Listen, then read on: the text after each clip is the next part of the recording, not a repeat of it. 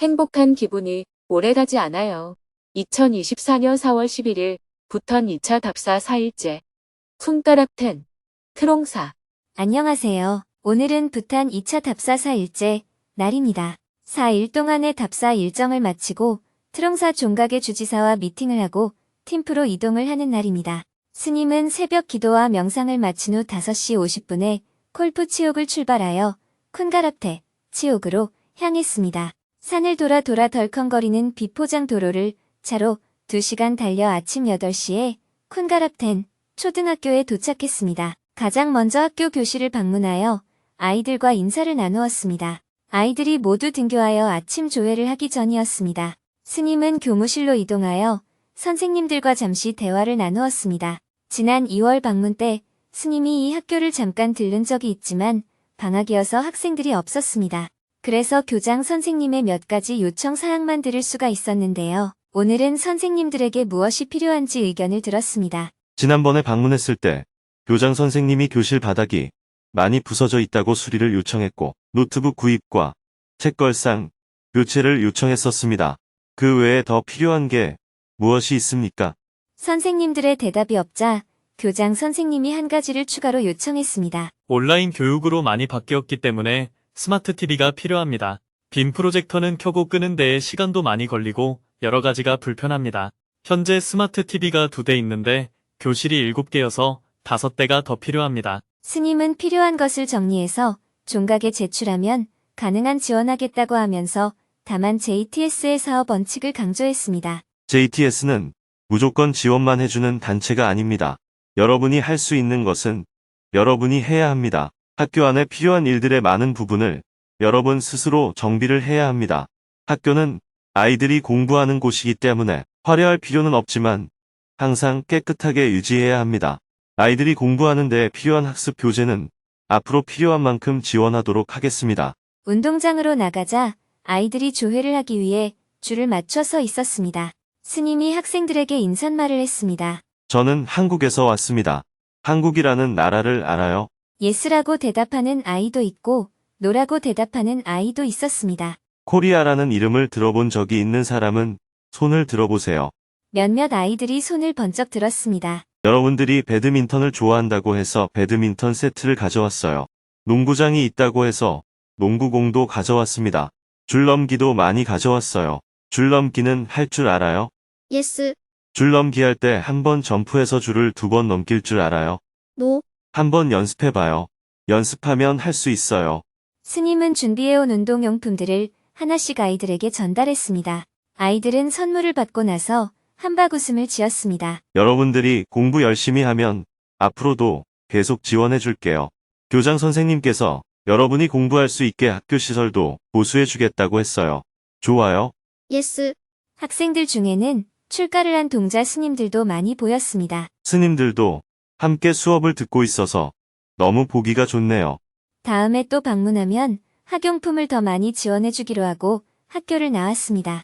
개학을 해서 그런지 지난 2월에 방문했을 때보다 학교 곳곳이 더 깨끗해져 있었습니다. 스님은 축대가 무너진 곳 등 추가로 더 보수해야 할 곳을 교장 선생님에게 알려주었습니다. 다음에 또 방문하겠습니다. 잘 지내세요. 다시 차를 타고 10분 정도를 이동하여 비구니 스님들의 수행도량인 넌너리에 도착했습니다. 차에서 내리자 트롱사 종각의 주지사께서 스님과 JTS 답사단 일행을 반갑게 환영해 주었습니다. 인사를 나눈 후 2시간 동안 트롱사 주지사와 JTS가 하고자 하는 지속 가능한 개발 프로젝트에 대해 대화를 나누었습니다. 트롱사 주지사는 사전에 보고서를 꼼꼼히 읽고 와서 이미 내용을 잘 파악하고 있었습니다. 스님으로부터 JTS 사업의 취지에 대해 설명을 듣고 나서 트롱사 주지사께서 몇 가지 우려를 이야기했습니다. 스님께서 답사 다니시는 모습을 영상으로 봤는데요.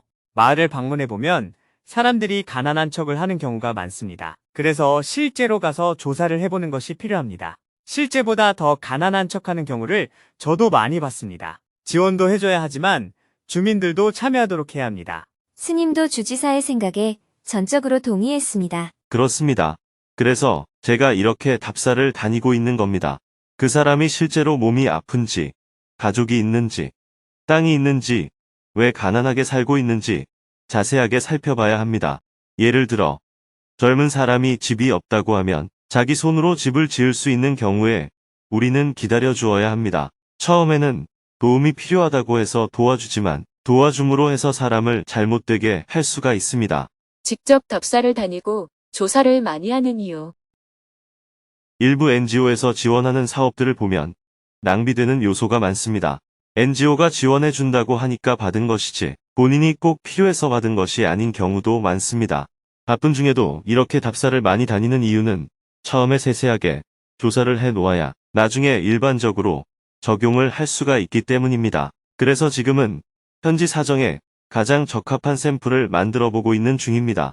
샘플을 만들게 되면 지원 범위를 확대할 수가 있을 것입니다.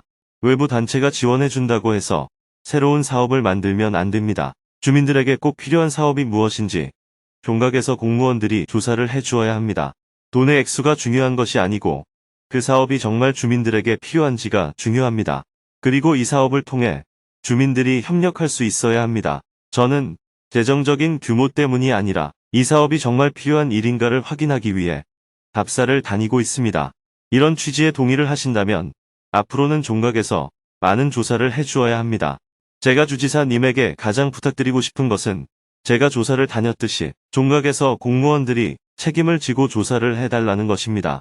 답사를 해보셔서 아시겠지만 트롱사에는 길이 없는 동네도 있습니다. 어떤 동네는 길에서 3시간 떨어져 있는데 환자를 업고 산길을 내려올 수가 없어서 나아질 때까지 가만히 있을 수밖에 없는 경우도 있습니다. 그래서 스님처럼 답사를 다니는 방식이 사각지대에 놓인 사람들을 찾을 수 있는 가장 좋은 방법입니다. 저희도 최선을 다해 조사를 하겠습니다. 사람들은 재정이 부족해서 지원을 하기 어렵다고 말합니다. 그 말도 맞지만 100% 맞는 말은 아닙니다. 우리는 돈을 적게 들이고도 얼마든지 우리의 삶을 개선할 수 있는 길을 찾을 수 있습니다. 대화를 나누는 과정에서 스님과 트롱사 주지사는 생각이 일치하는 부분을 계속 발견했습니다. 트롱사 주지사가 이번 프로젝트에 대한 기대감을 말했습니다. 스님의 사업 방식이 너무 좋습니다. 이 방식은 주민들에게 활력을 불어넣어 줄 것 같습니다. 지금은 주민들이 다 포기하고 다른 사람들이 자신을 구해주기를 기다리고 있는 상황입니다. 이 사업은 혁명을 가져올 것입니다. 주민들이 이렇게 하면 되겠구나 하고 확신이 생길 것이고 처음에는 개개인이 시작하지만 그것이 모이면 사회적인 운동이 될 것이고 그것은 곧 국가적인 차원의 발전을 가져올 것입니다. 그러자 스님이 이번 프로젝트의 중요한 목표를 이야기해 주었습니다. 주지사님의 생각이 저의 생각과 똑같습니다. 저는 집을 지어주고 울타리를 쳐주는 것이 목표가 아닙니다. 그런 일을 통해 주민들의 생기를 불러오고 공동체성을 회복하는 것이 이번 지원의 목표입니다. 마을의 공동체성을 회복하는 개발 프로젝트. 답사를 해본 결과 솔직한 저의 생각은 집을 새로 지어줄 필요 없이 임시 가옥에 살아도 별 문제가 없을 것 같아 보였습니다.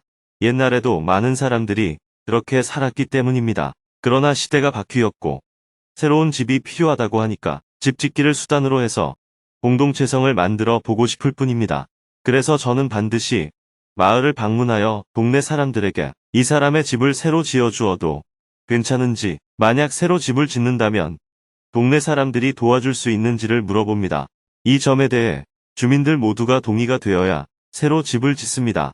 그래서 주민들이 노동을 하면서도 마음이 기뻐야 합니다. 내가 남의 도움을 받을 때도 기쁜 마음이 일어나지만 내가 남을 도와줄 때도 기쁜 마음이 일어납니다. 가령 도로 포장을 예로 들어 설명해 보겠습니다. 지금 부탄에는 비포장 도로가 많아서 차가 다니기에 굉장히 불편합니다. 물론 모든 도로를 포장하면 좋습니다. 그런데 예산이 없습니다. 그래서 그대로 내버려 둡니다. 그런데 조사를 해보면 비포장 도로라고 하더라도 전부 불편한 것이 아니라 몇 군데가 많이 불편합니다. 자주 문제가 발생하는 구간만 도로 포장을 하게 되면 주민들이 다니는 데에는 큰 불편함이 없습니다. 이렇게 적은 돈을 들이고도 많은 어려움을 해결해 나갈 수가 있습니다. 나중에 정부의 예산이 확보되면 그때는 모든 구간을 포장하면 됩니다. 이런 일부 구간은 주민들이 도로 포장을 할 수가 있습니다. 왜냐하면 자신들의 마을이니까요. 그럴 때 주민들은 시멘트를 구입할 돈이 없으니까 JTS가 시멘트를 구입해줘서 함께 도로 포장을 하면 됩니다.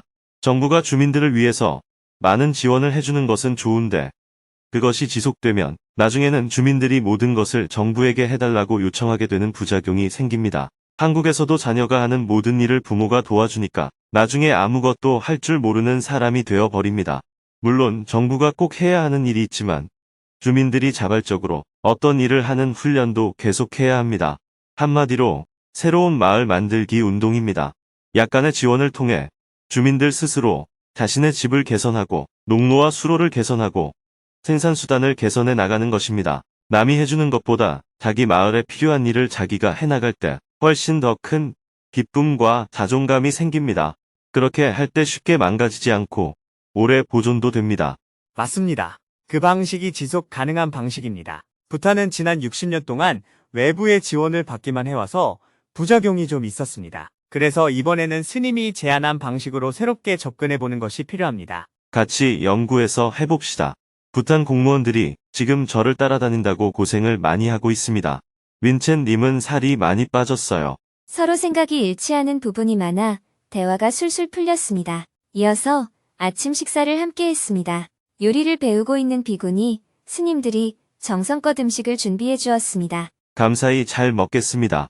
식사를 한 후 지난 10일 동안 랑덜비치옥에서 JTS 활동가들이 주민들과 협력하여 주거 환경 개선을 위해 샘플하우스를 만들어 본 모습을 영상으로 함께 보았습니다. 영상을 보고 나서 스님이 이번 프로젝트의 평가 기준이 무엇인지 이야기해 주었습니다. 이 집의 주인은 알코올 중독 환자였는데 JTS 활동가들과 함께 집안을 수리하는 일을 거들어 주면서 마음 상태도 아주 좋아졌습니다. 저희가 이 사업을 할 때 평가의 기준은 얼마나 돈이 적게 들었느냐, 얼마나 편리해졌는가, 얼마나 공동체적으로 주민들과 함께 했는가, 얼마나 사람들이 행복해졌는가입니다. 대화를 마치고 다 함께 건물 앞으로 나와 기념사진을 찍었습니다. 사진을 찍고 나서 스님이 넌너리의 주지 스님에게 감사의 마음을 전했습니다. 왜냐하면 주지 스님이 어린 넌들을 학교에 보내고 있었기 때문입니다. 어린 스님들이 학교에 가서 교육을 받도록 한 것은 정말 잘한 일입니다. 앞으로는 스님이 되더라도 기본 교육은 모두 받을 수 있게 해야 합니다. 제가 듣기로는 어린 비구니 스님들은 학교에 갈 수가 없다고 해서 걱정했는데 이렇게 학교를 보내는 곳이 있어서 너무 기뻤습니다.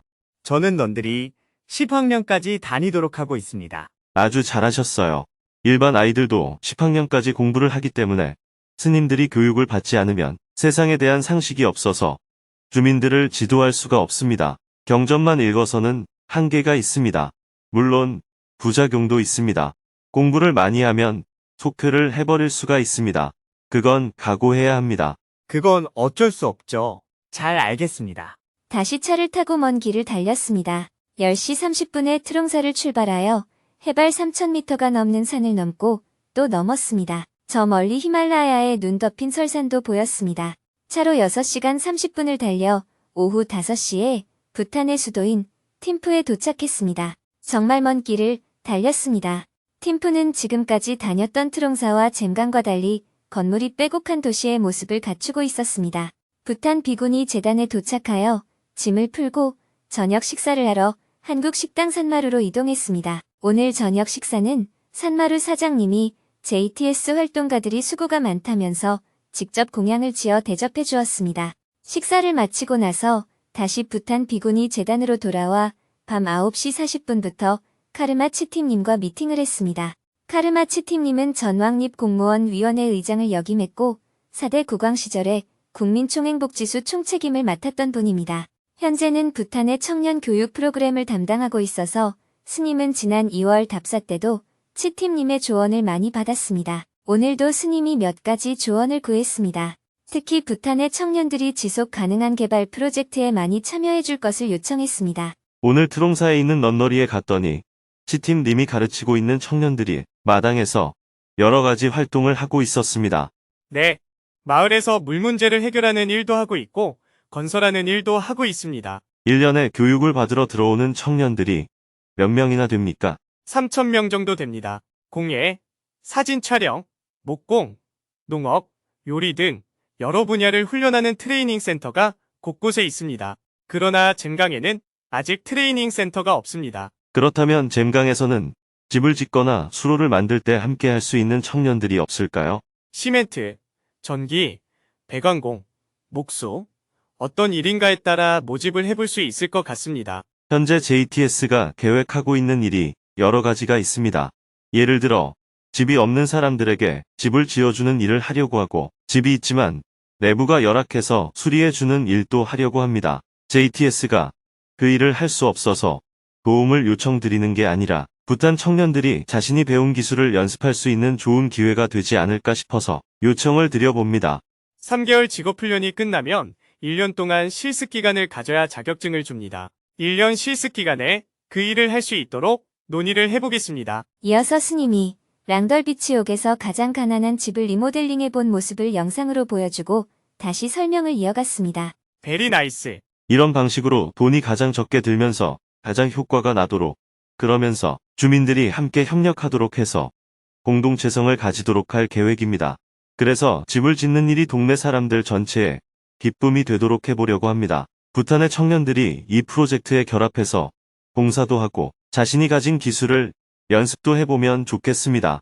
치팀님은 스님이 답사하고 온 모습을 본 후 여러 가지 아이디어를 이야기해 주었습니다. 지금부터는 가족들이 흩어져서 사는 경향이 커지고 있어서 노인들은 절 근처에 모여서 살도록 하면 좋겠습니다. 노인들에게 각각 집을 지어주면 효율성이 낮을 것 같습니다. 절에는 넓은 땅이 있고 노인들이 모여 살면 종교 활동도 함께 할 수 있고 서로 의지가 되어줄 수 있어서 좋습니다. 꼭 절 소유의 땅이 아니더라도 공공의 땅에 집을 지어주면 노인이 죽었을 때 다른 노인이 다시 들어와서 살 수도 있고요. 좋은 아이디어입니다. 스님은 이번 답사를 통해 올해는 어떤 사업을 시범적으로 해보기로 했는지, 내년부터는 본격적으로 어떤 사업들을 해나갈 것인지 자세히 설명을 해주었습니다. 치팀님도 예산 집행이나 의사결정 방식에 대해 여러 가지 조언을 해주었습니다. 2시간 동안 대화를 나누고 나니 11시 30분이었습니다. 마지막으로 늦은 밤에 시간을 내어준 치팀님에게 스님이 감사의 마음을 전했습니다. 이렇게 좋은 마음으로 일을 시작하지만 일이 잘못될 수도 있습니다. 그렇지만 치팀님이 고문이 되어서 이 사업이 올바른 방향으로 잘 가도록 계속 조언을 해주시기 바랍니다. 대신에 월급은 없습니다. 아닙니다. 스님께서 부탄을 위해 정말 큰 일을 해주시고 계십니다. 공무원들은 큰 프로젝트를 하다 보니 사각지대를 모릅니다. 그런데 스님께서 직접 답사를 다니면서 사각지대를 찾아내 주시기 때문에 감사할 따름입니다. 4월 말에 다시 부탄을 방문할 때는 한국에서 농업, 임업, 상수도 전문가를 함께 모셔와서 같이 의논을 하기로 하고 미팅을 마쳤습니다. 스님은 치팀님에게 작은 선물을 전하며 다시 한번 감사의 마음을 표했습니다. 오늘은 법문이 없었기 때문에 지난 10일 수행 법회 생방송을 할 때 질문자와 스님이 대화를 나눈 내용을 소개하며 글을 마칩니다. 행복한 기분이 오래가지 않아요. 작년 초에 유튜브로 스님의 증문즉서를 계속 보다가 저도 모르는 사이에 제가 많이 변하게 되었고 6개월을 정말 행복하게 보냈습니다. 감사한 마음에 봉사를 해보고 싶어서 정토불교대학을 졸업하고 정토의 회원이 된 지 이제 한 달이 되었습니다. 그런데 들뜨고 행복했던 기분이 오래갈 줄 알았는데 시간이 지날수록 다시 마음자리가 어지러워지면서 시비심도 자주 올라오기 시작했습니다. 이런 패턴을 3번 정도 거치다 보니까 요즘은 기쁨도 없고 괴로움도 없고 너무 덤덤한 상태입니다. 그러다 보니 내가 지금도 충분한데 굳이 봉사활동까지 해야 할 필요가 있을까? 하는 생각이 듭니다. 제가 작년에 깨달은 것 같았는데 그게 망상이었을까요? 우선 증문즉서를 듣고 좋아졌다니까 축하를 드립니다. 그런데 기분이 좋아졌다가 나빠졌다가 하는 것이 되풀이되는 것은 깨달음이 아니라 윤회입니다. 기분이 좋은 것은 어떤 상황이 바뀌면 곧 나빠질 수 있으므로 기분 좋음이 오래 유지될 수가 없습니다. 즉, 지속 가능성이 없다고 할 수 있습니다. 그래서 기분 좋음을 행복으로 삼으면 반드시 기분 나쁨이라고 하는 괴로움이 따라옵니다. 즉, 윤회하는 고통을 받게 됩니다. 그러니 기분이 좋아도 지금 이 순간에 잠시 좋을 뿐이다. 이렇게 편안하게 살펴야 합니다.